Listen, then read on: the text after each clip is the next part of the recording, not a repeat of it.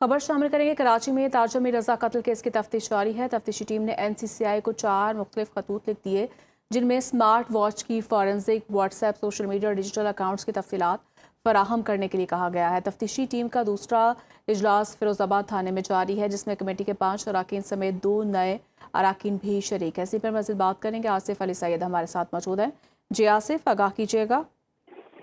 जी बिल्कुल, ये मीर रजा के कत्ल केस की तफ्तीश के सिलसिले में तफ्तीशी टीम ने NCCI को 4 मुख्तलिफ खतूत लिखे हैं और इस खत में इन्होंने लिखा है कि मीर रजा की जो स्मार्ट वॉच है इसकी फॉरेंसिक की जाए और मीर रजा के व्हाट्सएप की तफसीलात फराहम की जाएँ और सोशल मीडिया अकाउंट जो हैं उसकी तमाम तफसीलात इनको फराहम की जाएँ, जबकि मीर रजा के डिजिटल अकाउंट्स की भी तफसीलात इनसे NCCI से मांगी गई हैं। नई तफ्तीशी टीम का दूसरा एक इजलास है वो फिरोजाबाद थाने में इस वक्त जारी है और इजलास के बाद टीम को बताया जा रहा है कि वो जाए वक़ुआ का दौरा करेगी और वहाँ से दोबारा से शवाहिद जमा करने की कोशिश करेगी और वहाँ जो लोग मौजूद होंगे उनसे उनके बयानात लिए जाएंगे। मीर रजा की जो अहल खाना है और उनके वकील जिब्रान नासिर, उनका ये कहना है कि कई रोज़ से मीर रजा की स्मार्ट वॉच जो है वो साबिक सरबरा कमेटी के पास है और स्मार्ट वॉच गुज़श्ता रोज़ NCCI के हवाले की गई थी।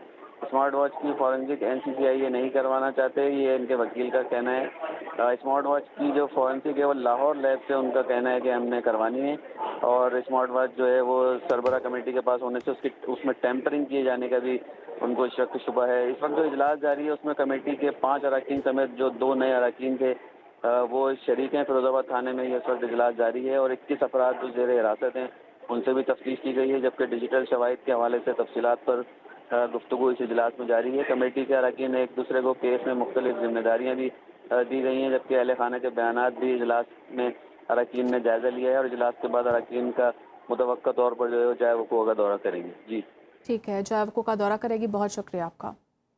इस्लामाबाद हाई कोर्ट ने कत्ल समेत 4 केसों में वफाकी पुलिस की इन्वेस्टिगेशन पर सवालात उठा दिए।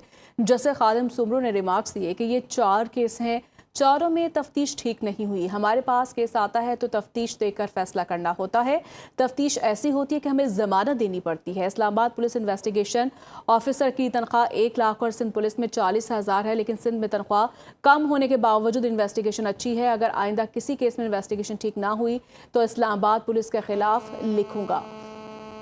आपको आगाह किया जा रहा है, इस्लामाबाद हाई कोर्ट ने कत्ल समेत 4 केसों में वफाकी पुलिस की इन्वेस्टिगेशन पर सवालात उठा दिए हैं।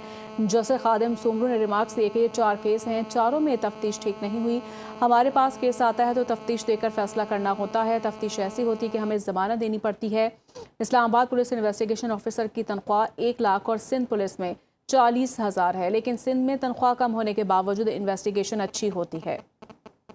पावर डिवीजन ने पाकिस्तान के पहले national power sector innovation programme का आगाज कर दिया। 1 अरब मालियत का कौमी प्रोग्राम इनोवेशन हब मखसूस डिजिटल प्लेटफॉर्म के तौर पर काम करेगा। जारी एलामी के मुताबिक प्रोग्राम पावर सेक्टर में नई रिसर्च और टेक्नोलॉजी के फ़रोग के लिए एक अहम कदम है। नौजवान और मुहक्किकीन, जामियात, स्टार्टअप, सनत और माहिरीन को एक प्लेटफॉर्म पर लाया जाएगा। मज़ीद तफसीलात जानेंगे आमिर सियाल से। जी आमिर, आगाह कीजिएगा।